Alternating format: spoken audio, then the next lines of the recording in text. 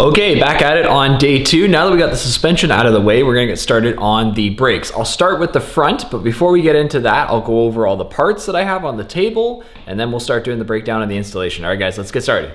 Okay, so let's talk Focus RS brakes. So in a second, you're gonna see a photo here of how these brakes come originally when you buy them. They come two different ways. You can either get them in the nitro blue or nitrous blue that the Focus RS comes in, or you get them raw. So I will show right now how I went through the process of how I got these painted when I went from the raw to the red you see now. Okay, so one of the projects I needed to tackle first before we got started on the actual build was these Brembo brakes. These are the calipers that are off of the Focus RS, like I mentioned before, but when you order them from Ford, you can order them two different ways. You can order them in the nitro blue or nitrous blue, the light blue color that you see on all the RSs, and all these calipers come in that color. Or you can order them like I did, which is completely raw. So they are ready for you to either leave them raw, like I've seen some people do, or paint them. Since my Focus is an ST3 and it came with the red brake calipers, I'm gonna go ahead and paint these red. So as you can see, I've already started to actually do the prep work. And here's a fun little tip. I found these things really helpful. I just grabbed some earplugs and I use them to plug up all the holes where all the threads are for all the bungs. So that's gonna really help to make sure that the paint doesn't get in there when I'm going to paint them. And I've got tons of them, so once I'm done the red paint, I'm gonna do a clear coat after, and I'll just pull these out, put another set in. And in between the color and the clear, I'm going to bake them in the oven at about 200 degrees because that's what it wants to cure the paint. So that's gonna help out as well. The other cool thing that I've got in here is I had a hard time finding any tape that would stick. Now I took the piston seals off, but what I ended up doing was leaving the pistons still in, cleaning them with some rubbing alcohol so that I could get some adhesion, and then I actually used like Gorilla packing tape. Of all the different types of tapes, that seemed to be the one that stuck the best, so I actually just used that, put it on top, and then cut around the edge. So this way the paint's gonna kind of come into here, into this little edge in along there, and then the boot will go over top and it'll have a nice clean look. So next up is I'm going to start painting these guys and we'll get them red, but unfortunately I've got to sand this Brembo off because it's painted on. I really want to try and figure out a way to save it. I don't have a steady enough hand to paint in and around everything to make it look clean, so I've got new ones, so I'm going to end up sanding this off, painting them, putting the high temp decal on. It's a high temp, so we'll see if it lasts or not, and then I'll clear coat over top. I've seen a lot of guys seem to have a lot of success doing that way, so that's the way I'm gonna do. So we're gonna get started painting these now. Okay, first up, after I got them all hung up, the first thing I needed to do was sand off the original Brembo painted on logo. So this isn't a decal, it's actually like a high temp factory paint. Ideally it would have been the best way to start off, but I couldn't replicate it, so I used a high temp decal. Then I just started off by just putting the first coat of the paint on the calipers. It says to kind of go a little bit light for the first coat, just to kind of let it get on, and then you let it rest for 10 minutes in between coats. I'm trying to be as careful as I can to make sure I catch all the little nooks and crannies and the little angles that when you're hanging them like this you may not see from above, so you got to kind of get in there and really try to make sure you're covering every little angle.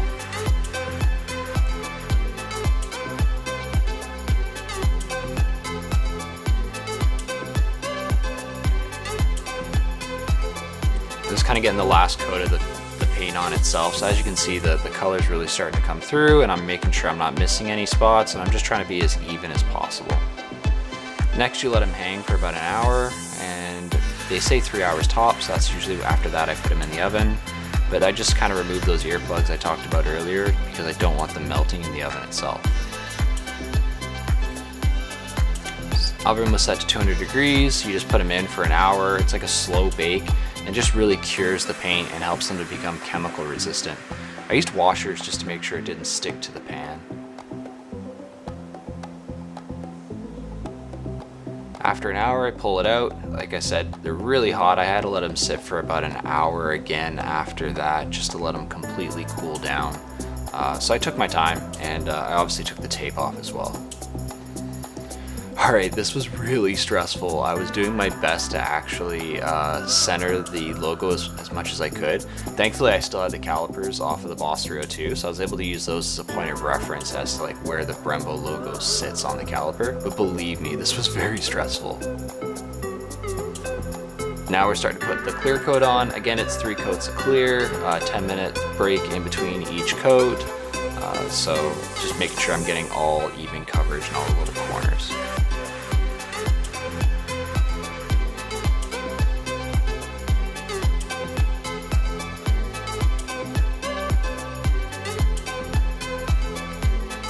Really making sure I don't miss anything. After the clear coat was on and I let it rest for 3 hours, I pulled them in out of the garage, getting them ready to go back into the oven again.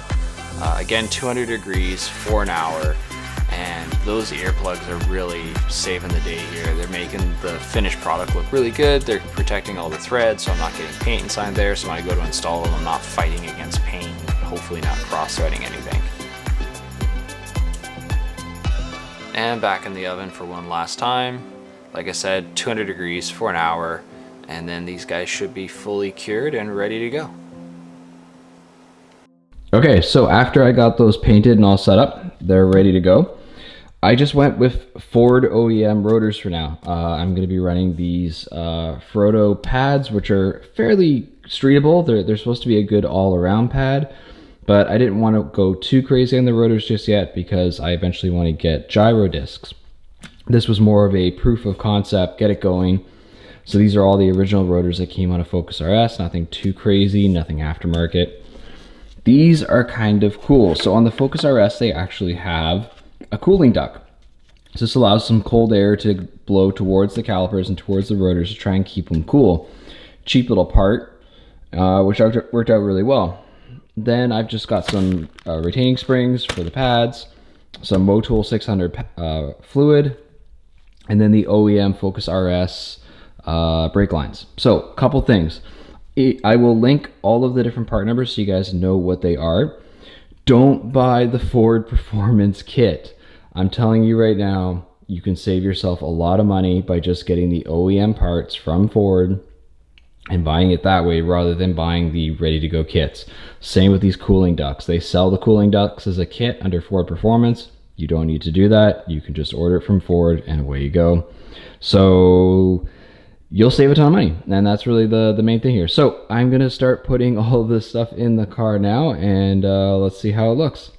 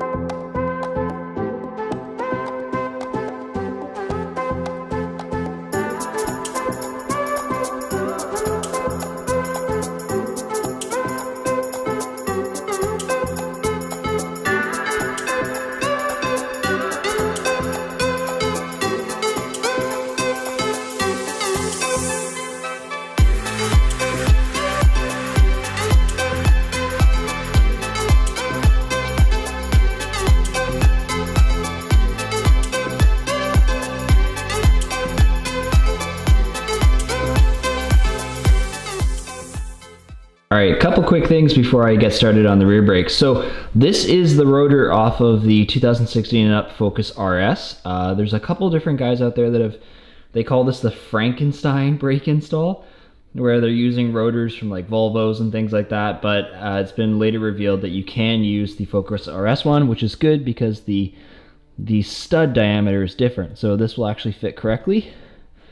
This is the rear brake caliper off of a Mazda 5. I'll put the part number below so you guys can actually look for it.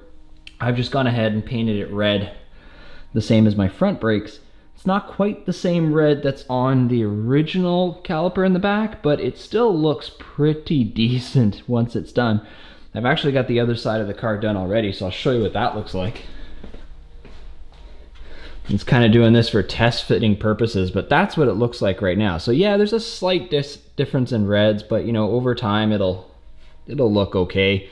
I'm not overly concerned. I'm not trying to win any car shows or anything like that. I just wanted it to function correctly. So that's what it looks like now. But it's such a massive difference in the actual size of rotor. I was really surprised. On this 2016 Focus ST, the fronts aren't that big of an improvement in rotor diameter. Obviously, you're getting a 4-piston Brembo caliper now instead of the floating single piston. So that alone is a massive improvement. But having the larger rotor in the rear is going to equal your brake bias. So you're not increasing the front brakes so much that your rear brakes are now being overworked. Now the bias is still maintaining the same and being correct. So that combined with these Ferodo pads, I think is going to be quite the little track weapon. So I'm really excited to actually take this thing out and give it a go. But for now, let's get back to putting the last brakes on the driver's side rear, and then we are all set.